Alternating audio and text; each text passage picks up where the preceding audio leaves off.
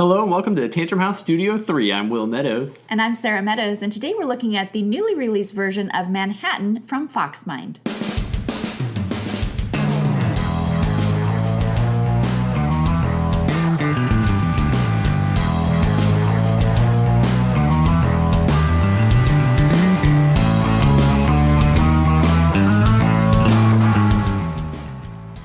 The version of Manhattan that we're looking at today is actually a redesigned reprint of the original Spiel Des Jarhres winner from Hans M. Gluck. Yes, this game was designed by Andreas Seyforth, and this new version has art from Jackie Davis.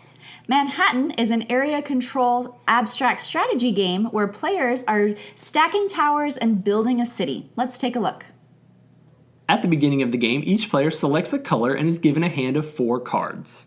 Each round, a new bonus card comes out that will grant players extra points if they are able to achieve the requirements on the card by the end of the round. Players then select a specific number of towers that they will use for the round, and the start player begins by playing one of the cards from his hand and placing a tower on the board.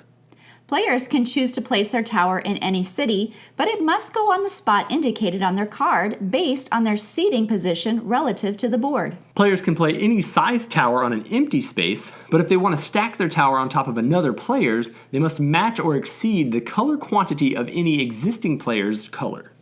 So in this example, the yellow player has 4 blocks.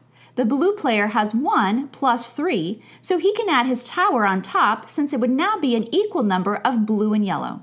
At the end of each round, players score their blocks, 3 points for the largest tower on the board, 2 points to whomever owns the most towers in each city, and 1 point per total tower that each player owns, plus any bonus points.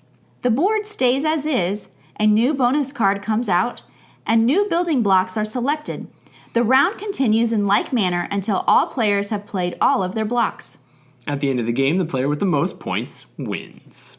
Manhattan is a great, easy game to learn and pick up, even for beginner gamers, but there's a lot of deep strategy that goes into the gameplay. Yeah, it's very strategic. It is also, there's a little bit of luck in the game because you kind of have to, if you get just the right cards and you can put your pieces everywhere you want, perfect. Most of the time that's not going to happen. Most of the time you really have to kind of build your strategy on the options that you have available to you, and sometimes you kind of have to just, you might be focusing over here trying to get the biggest tower. None of your cards allow you to go there this round. Okay, well now I've got to adjust my strategy, figure out some other thing that I can do over here, and that constant changing and shifting of where you're able to play at really creates some interesting choices in the game.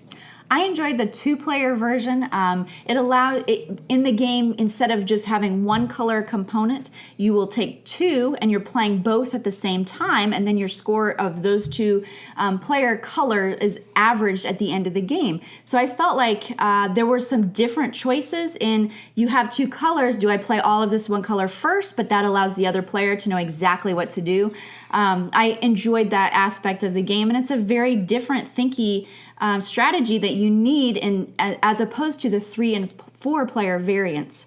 I also really like the artwork and illustration from Jackie Davis. It makes the game updated and fun and bright and colorful. The new acrylic towers look great on the board, and I really enjoyed the illustration style that she brought to this version. Yeah, the table presence is really, really gorgeous in this, which makes it really approachable. And then the fact that it's already a Spiel Des Jarhres winner, it's a really solid game. It's really approachable. It's really a lot of fun for what it is. It's easy to get into, and then like she said, especially the 2-player game, there's a whole lot of strategy and hardcore chess-like, turn planning that can go into that.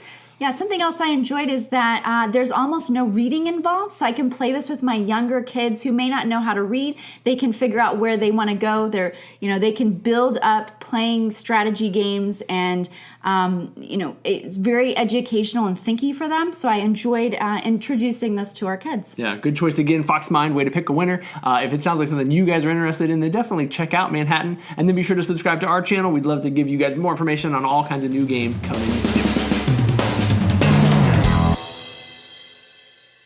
Jiggity, jiggity, jig. And go. And almost no reading involved. And no. So much reading. No. I was going to say that at the end. I didn't read. Jackie Davis. Should we do that one more time? Yeah.